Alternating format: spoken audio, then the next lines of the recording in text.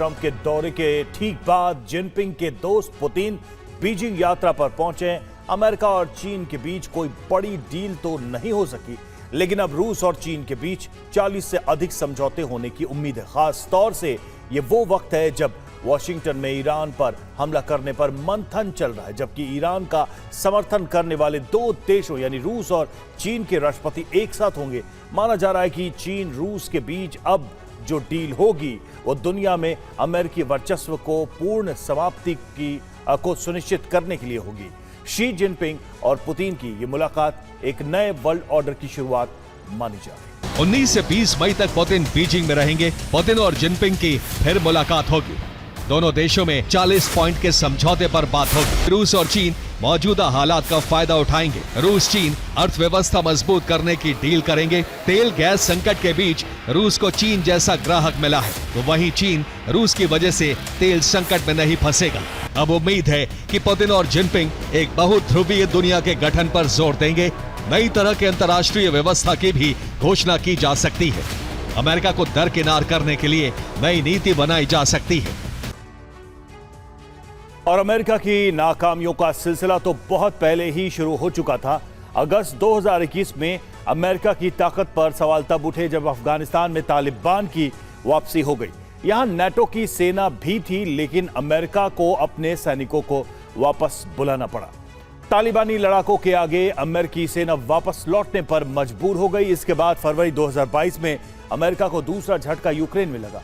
Ukraine को America का समर्थन हासिल था, लेकिन रूस ने अमेरिका की परवाह नहीं की। रूस ने यूक्रेन पर हमला कर दिया और अमेरिका कोई बड़ा एक्शन नहीं ले सका। 2022 में यूक्रेन मुद्दे पर अमेरिका की हालत को देखकर चीन का भी हौसला बढ़ गया और अमेरिका का समर्थन रखने वाला ताइवान घिर गया। ताइवान के करीब चीन का युद्धाभ्यास हुआ। चीन की विशाल सेना ने हर तरफ से ताइवान को घेरने का अभ्यास किया और अमेरिका ने कोई बड़ा एक्शन नहीं लिया। रूस और चीन का सहयोगी नॉर्थ कोरिया भी अमेरिका से नहीं डर रहा। अमेरिका की लगातार चेतावनी के बावजूद सबमरीन से मिसाइल का टेस्ट किया गया। उसके बाद से क्रूज मिसाइलों का टेस्ट जारी है।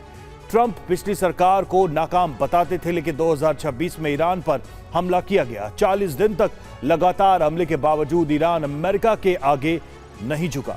हॉर्मुज स्ट्रेट को खुलवाने में अमेरिका नाकाम है। अब अमेरिका नेटो से मदद मांग रहा है। काल से पहले अमेरिका सीधे तौर पर युद्ध में शामिल नहीं हुआ। अमेरिका हमेशा परमाणु और बड़े युद्ध को टालने की नीति पर रहा। ट्रंप ने सत्ता में आने के बाद युद्ध को खत्म करवाने को अहमियत दी। ईरान के मोर्चे पर सिर्फ इजराइल अमेरिका के साथ है। इजराइल हथियारों के लिए अमेरिका पर निर्भर करता है। इजराइल के ज्यादातर हथियार अमेरिका के ही। यूक्रेन के मुद्दे पर यूरोप अमेरिका के आगे नहीं झुका।